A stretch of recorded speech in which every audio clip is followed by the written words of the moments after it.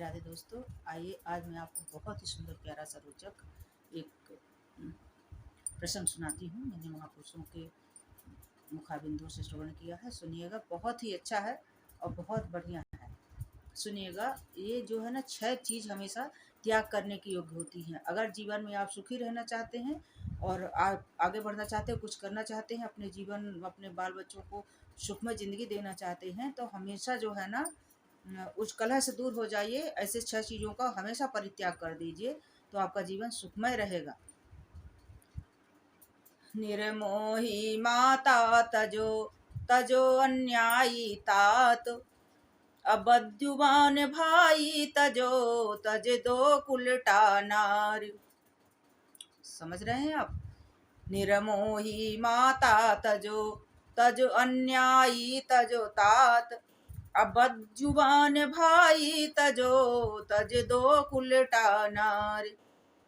कुपुत्र बेटा तजो अतज दो मूर्ख दास। और अगर ये 6 चीज आपके पास हमेशा रहेगी, आप रखेंगे, उनके पास रहना चाहेंगे, तो त्रास के अलावा आपको तकलीफ के अलावा कुछ नहीं मिलेगी। जो माँ मतलब निर्मोही माता तजो, जो माँ आपके प्रति प्यार नहीं रखती, ममता नहीं रखती है। कहते हैं कि पूत कपूत सुनने हैं जग में, माता नहीं कुमाता।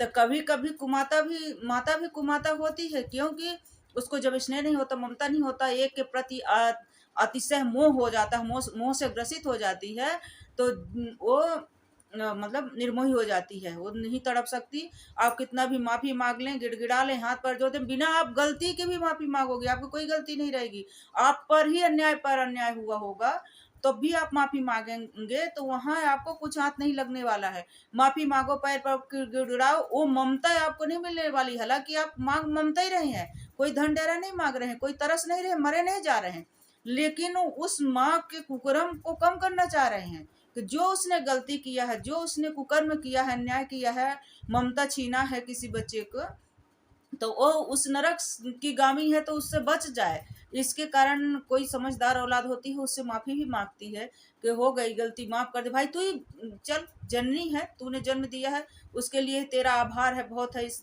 धरती में ला के बहुत बड़ा उपकार कर दी है, कटर की कीड़े की जैसे फेंक दी एकदम से, इतनी ममताहीन हो गई है। किसी एक के प्रति आसक्त हो के, एक दो बहुत अच्छे लगते हैं जो तेरे स्वभाव जैसे हैं, बड़ी बड़ी धर्मात्मा, और चाहे कितनी ही औलाद अच्छी होगी, तो उसको कुभारजा ही कह दिया जाएगा, उसको कुभारजाओं के लाइन में खड़ा कर दिया जाएगा। जैसे एक दो पर आसक्ति है, एक पर आसक्ति है, और एक दो कुमार्ग पर चले गए, तो उसी एक दो पर जिस पे आसक्ति नहीं है, तो उसको भी उसी कुभारजा औलाद की गिनती में खड़ी कर देती है। तो ऐसी माता को त्याग कर देना ही सुखमय रहेगा। सुखमय तो औलाद बहुत सुखी होती है ऐसे तो, और राम ढकेला जो औलाद होती है बहुत सुखी होती। अन्यायी जो तात, जो पिता जो है ना, जिसके 10 संतान कर लिया है और न्याय करने के लिए बैठा हुआ है, तो उस बाप को भी त्याग देना चाहिए। अगर उसके पास भी आप जाएंगे तो आपको तकलीफ ही मिलेगी, आपका धर्म कर्म बिगड़ेगा ऐसे माता पिता के पास रहने या जाने से, बात करने से। वो मतलब जब भी आप बात करेंगे तो वो ऐसी वो बात करेगी, ऐसे ऐसे वो आपके पास सिचुएशन खड़ा कर देंगी कि आपको मतलब अपना भी धर्म कर्म छोड़ के, मतलब उसी की भाषा पे उसका ईंट के जवाब पत्थर से लगेगा कि दे दें, और दे ही देते हैं बहुत से, जब नहीं वो होता इस वजह से। और बदजुबान भाई, अगर भाई बदजुबान है, बात बात पर आपको गाली देता है, आपका अपमान करता है, और कोई धर्म कर्म नहीं है कि उसके पास धर्म कर्म है, उसी अन्याय, उसी लेने वो करने, लोभ लालच में पागल है कि मतलब कोई भी है सामने, चाहे वो भगवान ही क्यों ना हो, एक बहन बेटी भी भगवान होती है, बढ़िया गाली दे देंगे तो हम बड़े हो जाएंगे, अरे यहाँ तो नरक हो गई रहे हो, कीड़ा पड़े रहे हो, वहां तो कुछ पूछो ही मत, पहुंचोगी नहीं है। तो यही रौरव नरक जब तुम्हें मिल रहा है भगवान की कृपा से, तब तुम्हें भगवान ही मालिक है। तो बदजुबान भाई अतज जो उल्टा नार, जो उल्टा नारी है, जो मतलब पराये पुरुष से संग है, उसके नए नए लड़ते हैं इधर उधर, वो विचलित होती है अपने पति घर गृहस्थी से छोड़कर, तो उस उल्टा नार को त्याग करने को गए, उसके लिए कोई समझौता मत करो। कोई पंचायत मत बैठाओ, कोई मत वो करो, सीधे उससे जयराम जी करो कि तू जा भैया, तू मेरा पिंड छोड़, मुझे जीने खाने दे, और तू जा जहाँ जा रही हो। उससे कोई समझौता मत करो, क्योंकि वो जब तक रहेगी आपको कष्टदायी ही रहेगी। तो ये शास्त्र में लिखित है और महापुरुषों के मुखार बिंदुओं के द्वारा कथित है, ये कभी झूठ नहीं हो सकता। और कुपुत्र कुपुत्र अगर कुमार पर चला गया और धर्मी हो गया है, बदजुबान हो गया है, वो मान सम्मान नहीं करता, तो आप सोचो मोह आसक्ति के मारे को लात मारता रहे, उसको हम उसकी भलाई कर दे, वो कर दे, कभी कुछ नहीं कर पाओगे। भलाई तुम उसके किस्मत में नहीं तो कहाँ से कर पाओगे। और तुम्हारी वो हाल करेगा कि तुम्हें नरक से बसर जिंदगी जीने के लिए मजबूर कर देगा, और तुम जियोगे उस आसक्ति को लेकर। तो इसीलिए ऐसा पुत्र भी त्यागने योग है, उससे भी दूर हो जाओ, उससे भी दूर हो जाओगे तो सुखी रहोगे, तुम्हारा धर्म कर्म बना रहेगा।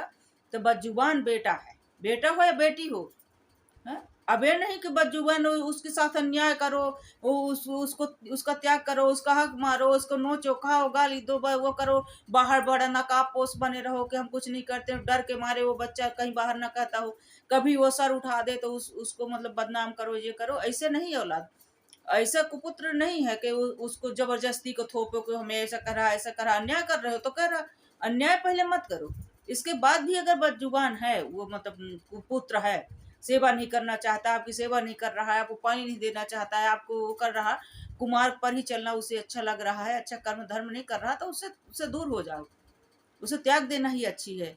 और मूर्ख दास, जो मूर्ख है, जो सेवा का आपने रखा, नौकर चाकर लगाया है, तो उससे पानी मांगोगे तो वो जाने क्या आपको लाके धर देगा। जो पानी मांगोगे तो जाने आपको पानी मांगोगे तो वो गिलास खाली पकड़ा देगा, बिस्तर मांगोगे तो वो कहीं वो के कुछ और रख देगा, डलिया रख देगा, कुछ रख देगा। तो मूर्ख है, उसको समझ में नहीं है कि हमें कब क्या करना चाहिए, है? तो ऐसे मूर्ख, ऐसे आपका पैसा भी जाएगा, आपका समय भी जाएगा, आपको सुख भी नहीं मिलेगा। तो ऐसे मूर्ख जो सेवक होता है, जो नौकर चाकर, उनको भी आप उनको दूर कर दीजिए, उससे भी नहीं है। तो ये 6 चीज हमेशा त्याग करने योग्य होती है, और उससे आप सुखी हो जाएंगे। और फालतू का पहले तो आप अपना कर्म सुधारिए। कहते कि एक अंगुरी सामने वाले पर उठती है तो ये ऑटोमेटिक 3 अपने तरफ उठ जाती है, चाहे वो संतान हो और चाहे माँ बाप हो, जो कोई हो। अब ये नहीं कि माँ बाप इतनी हद घात कर करके टोड़ते रहे, जो औलाद अपना अपना पक्ष रखना चाहे या सर उठाना चाहे तो उस पर लाछन लगा दो, तो ऐसी भी नहीं है।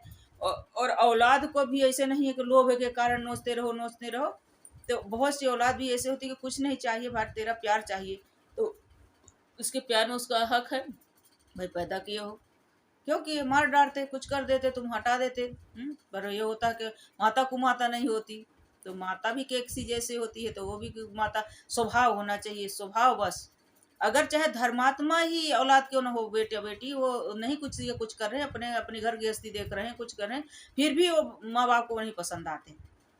हमने कई जगह ऐसा देखा सुना है, तो वो पसंद नहीं आते हैं। अब बहुत से ऐसे होते हैं, ऐसी कुलटाएं औरतें होती हैं, नारियां होती हैं कि अपना मतलब निकालने के लिए आती हैं, और किसी भी रिश्ता लेके कुछ लेकर के, और अपना कुकर्म से सतनी होती हैं, अपना आदमी छोड़े बैठी होती हैं, बेटियां भाग जाती हैं दूसरे जात कुजात के साथ, और इतने भाइयों से मुकदमा लड़ी होती हैं, और बहुत सब कुछ करके बैठी होती हैं।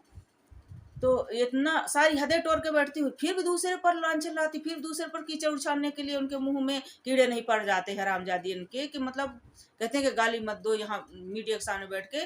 इतना दुष्ट प्रवृत्ति की होते हैं, इतनी दुष्ट प्रवृत्ति की होती हैं ऐसी उल्टाएं, कि मतलब इतना उल्टापन सासुरे माँ के सब तर समाज में सब जगह गंदगी फैलाए रहेंगी, जवान से बूढ़ी हो जाएंगी, लेकिन मतलब पराया पुरुष के संग करते करते एक नहीं हजारों कर लेंगी, अपना पुरुष जाने कहाँ पागल होके घूम रहा है, तो वो भी कीचड़ उछालती हैं, वो भी टाटा बिल्ला बनने की कोशिश करती हैं कि हमारे बहुत धन है, ये है। जब मतलब नहीं हल होता तब वैसे के लिए तो चबराने के लिए नाली की चली आएंगी कि नाली की खाने के चली जाए। लेकिन अगर नहीं उनके मन का हुआ ना, तो फिर उनके बोल सुनो ऐसे उल्टाओं के लिए, तो उनके लिए भी भगवान ने अच्छी तरह से व्यवस्था कर रखा है, चिंता मत करो। शास्त्र वेद में जो वर्णित है वो कहीं जाएगा नहीं है, पहले तो यही नरक भुगतना पड़ेगा, फिर तो वो खंभे लोहे के होते हैं तपते हुए, उन्हीं में चिपका देते हैं ऐसी को कि लो ये पुरुष हैं, इनका संग करो। तो वो है, पर मरने के बाद यही मिल जाएगा, चिंता ही मत करें। लेकिन आप लोगों को हम बता रहे हैं कि अगर कोई इस तरह की माएँ हैं, इस तरह की औलादें हैं, इस तरह की तो वो अपने आप को सुधार करें और अपना धर्म कर्म में वो करें, भगवान का भजन करें, और भगवान का भजन करते हुए अपना अच्छा कर्तव्य करें।